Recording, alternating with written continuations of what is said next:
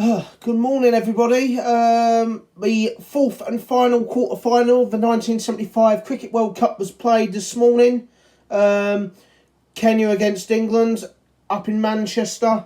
It was played on a green pitch. England won the toss and elected the bat first on a green pitch. I'd have to say that was probably the correct decision because even though Manchester has been quite bowler-friendly, we're seeing good scores of 273 for 8, 266 for 6, 302 for 9 and 235 for 9 in the previous 4 games in this World Cup.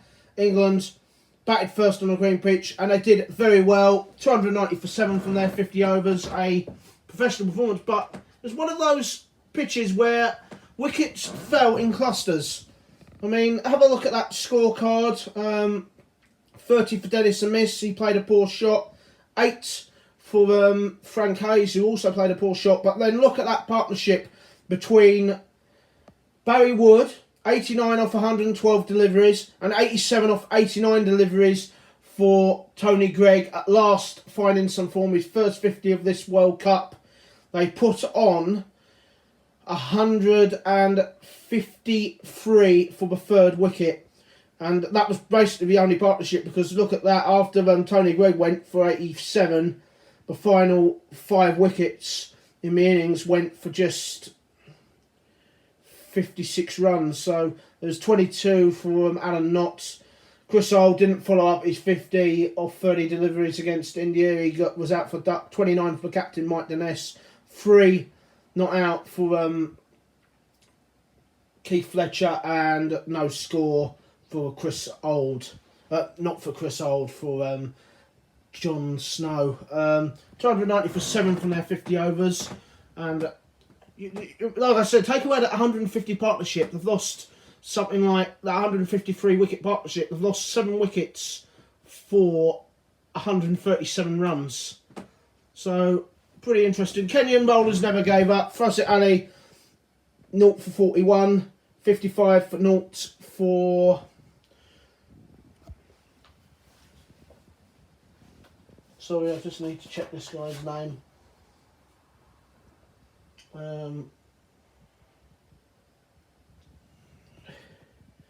55 for 0 for Mahmood Quasi. 1 for 46 for Peru Nana. 63 for 3 for Sufka Ali, bowled very well. 1 for 29 for Ramesh Seferi. And 2 for 40 for Don Pringle, his first wickets of the tournament. He hasn't overly impressed in this World Cup when he has bowled, but he took 2 for 40, pretty solid figures.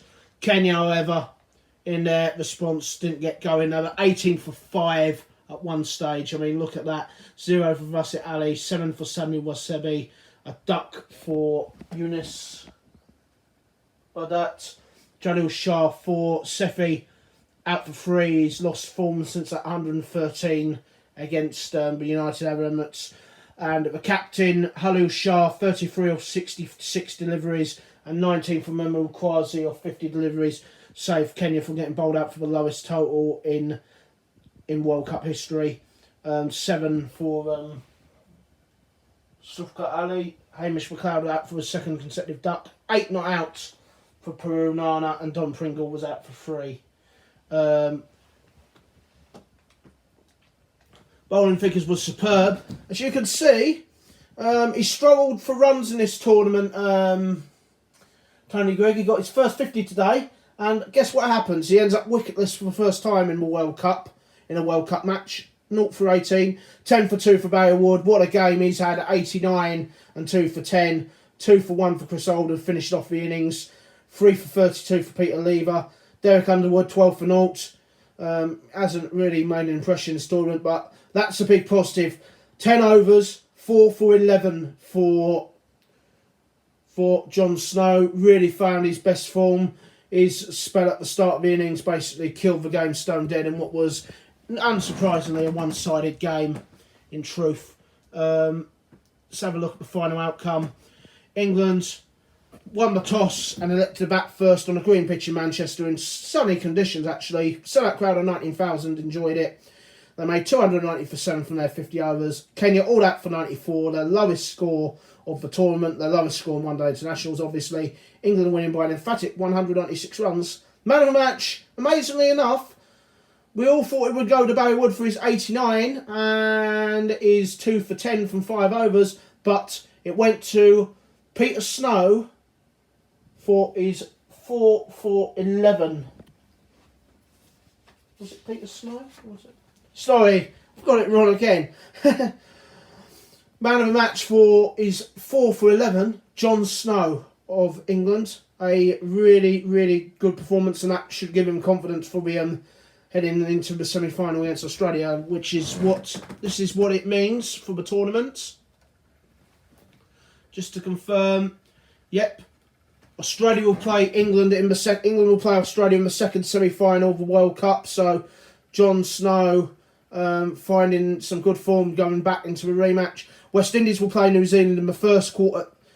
West Indies will play New Zealand in the first semi-final, and Australia will play England in the second semi-final. It's a repeat of the group games in which West Indies won emphatically and England won emphatically.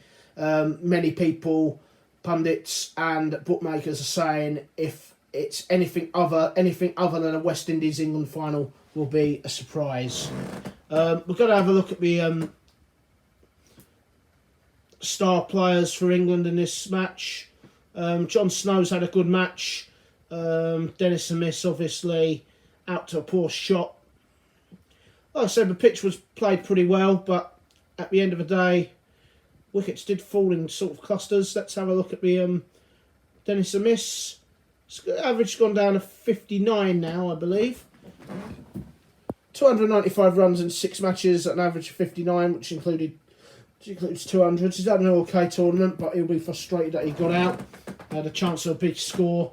Barry Wood and obviously Tony Greig got the scores. 4 for 11 for John Snow. He's now got 7 wickets in 5 matches at an average of 21, so his average has gone down. He also got back for the first time in this tournament, but obviously didn't score. So Kenya's World Cup has ended. They've had a brilliant tournament, Kenya. It's just England as host nation, just played the conditions superbly. The emphatic performance. The 2 semi-finals now, West Indies versus New Zealand in the first, and Australia versus England in the second. Anything other than the West Indies-England's final will be a bit of a surprise, although Australia and England are very similar teams, but England are in excellent form with a bat. They've scored 334 and 290 for 7 in their last 2 games, although Australia managed 278 for 9 against Pakistan. So the England-Australia match is basically going to be England win the toss. Whoever wins the toss should bat first, because they'll put the opposition under so much pressure. West Indies versus New Zealand will be the first semi-final. West Indies should win that. However, New Zealand, well, that epic quarter-final in which they had against India, where Glenn Turner scored that amazing 116 not out, will that take a lot out of them, or will they raise their game to beat the West Indies? So that's it for the quarterfinals. See you for the next match report, which will be the first semi-final between the West Indies and New Zealand here in this 1975 Cricket World Cup being played on Brian Lara Cricket in England. Until then, this is me, Lawrence Howard, wishing you a very good day and goodbye.